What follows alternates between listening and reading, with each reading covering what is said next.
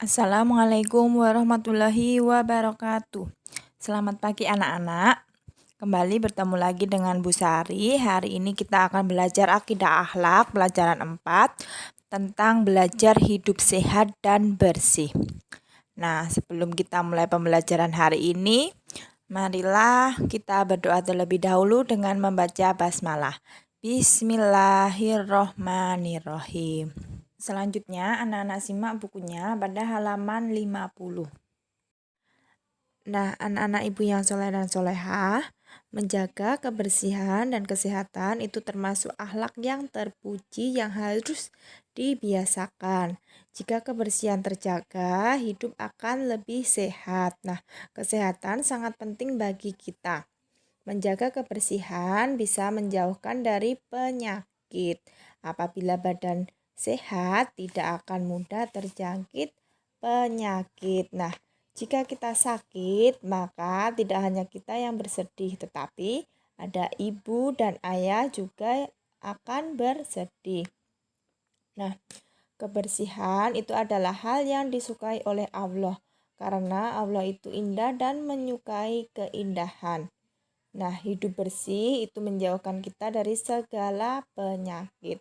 Menjaga kebersihan dan kesehatan adalah kewajiban kita. Nah, anak-anak ibu yang soleh dan solehah, di sini kita akan belajar mengenai perintah Allah untuk hidup sehat dan bersih. Nah, ketika akan melaksanakan salat, kita harus dalam keadaan suci dan bersih. Untuk itu, kita diwajibkan untuk berwudu terlebih dahulu sebelum sholat. Nah, kebersihan badan, pakaian, dan tempat itu adalah salah satu syarat sahnya sholat.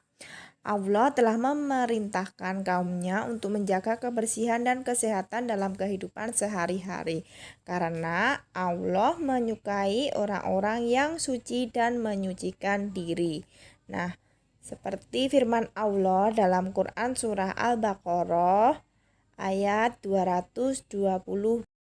Nah, sebagai anak yang beriman harus menjaga kebersihan diri dan lingkungannya, karena menjaga kebersihan adalah sebagian dari iman. Seperti sabda hadis berikut ini.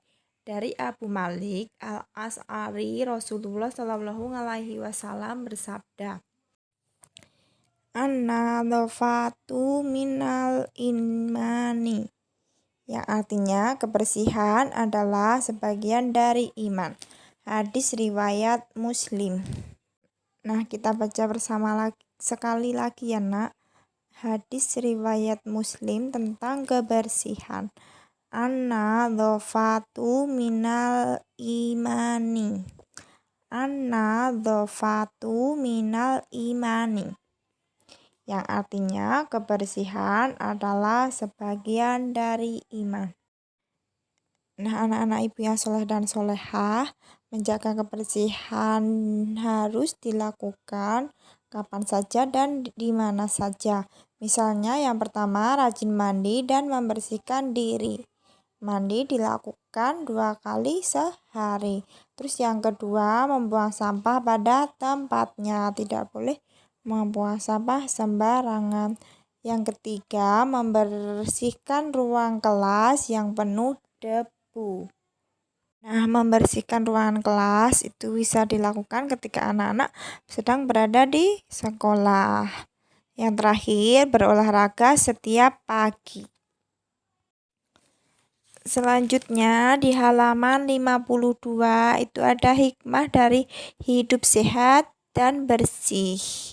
Yaitu diantaranya yang pertama, kebersihan dan kesehatan badan penting untuk masa pertumbuhan. Nah, ketika badan kita bersih dan sehat, pasti pertumbuhan tidak akan terganggu. Yang kedua, kebersihan dan kesehatan badan membuat kita terhindar dari penyakit. Karena ketika kebersihan dan kesehatan kita tidak terjaga, itu sumber penyakit pasti akan datang menghampiri kita. Terus yang ketiga, menjaga kebersihan dan kesehatan membuat Allah semakin menyayangi kita, karena Allah menyukai orang-orang yang suci atau bersih dan sehat. Nah, anak-anak ibu yang soleh dan soleha, selanjutnya kita akan belajar mengenai penerapan pola hidup sehat dan bersih.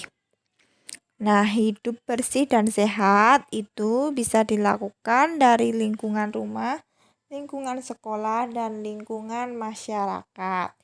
Yang pertama, lingkungan rumah.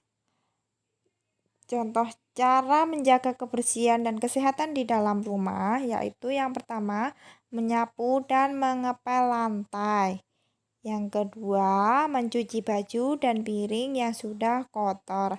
Ayo, siapa anak-anak ibu yang suka membantu ibu mencuci baju dan mencuci piring? Pasti kalian rajin membantu ibu ya. Terus yang ketiga, membuang sampah pada tempatnya. Yang keempat, mandi dan membersihkan badan 2 kali sehari. Yang kelima, berolahraga dengan teratur. Yang keenam, memiliki waktu tidur yang cukup. Nah, kalian yang suka begadang main HP, itu dikurangi ya nak ya. Maksimal tidur itu di jam 10 malam. Kalau selebihnya itu nanti besok paginya akan ngantuk. Terus yang ketujuh, makan makanan yang bergizi, sayuran, buah-buahan, lauk pauk dan sebagainya. Terus yang kedelapan, rajin sholat wajib 5 waktu. Nah, siapa anak-anak kelas 1, 2 yang rajin sholat wajib 5 waktu? Semoga anak-anak semuanya sudah melaksanakan sholat wajib 5 waktu ya.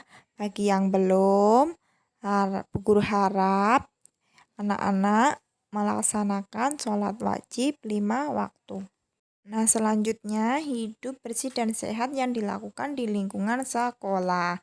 Nah, ini anak-anak bisa melakukannya ketika anak-anak turun ke sekolah. Yang pertama, membersihkan sampah dan debu di kelas. Nah, ketika anak-anak melihat kelas anak-anak ada sampah dan debu, anak-anak harus membersihkan. Terus yang kedua, membuang sampah di tempat sampah. Tidak boleh di kolong meja atau di lantai. Yang ketiga, memakai seragam yang bersih dan rapi sesuai dengan jadwal hari yang ditentukan menggunakan seragam itu. Terus yang keempat, menjaga kebersihan alat tulis dan alat sekolah. Nah, jadi ketika anak-anak selesai menggunakan alat tulis dan alat sekolah, anak-anak harus menyimpannya dengan baik agar tidak kotor dan berceceran. Terus yang kelima, tidak membolos saat pelajaran. Yang keenam, tidak mencontek saat ujian. Dan yang terakhir, tidak jajan makan sembarangan. Nah, anak-anak ibu yang soleh dan solehah, yang terakhir kita akan belajar menjaga kebersihan dan kesehatan di lingkungan masyarakat. Di antaranya yang pertama, ikut serta membersihkan masjid. Yang kedua, ikut serta membangun saluran air atau parit. Yang ketiga, tidak membuang sampah di sembarang tempat, harus membuang sampah di tempat sampah. Yang keempat, selalu berkata baik kepada tetangga. Dan yang terakhir, hormat pada orang yang lebih tua. Misalnya, kita membubuhkan badan ketika kita berjalan di depan orang yang lebih tua, atau kita bisa mengucapkan kata permisi ketika kita berjalan di depan orang yang lebih tua. Nah, seperti itu ya nak.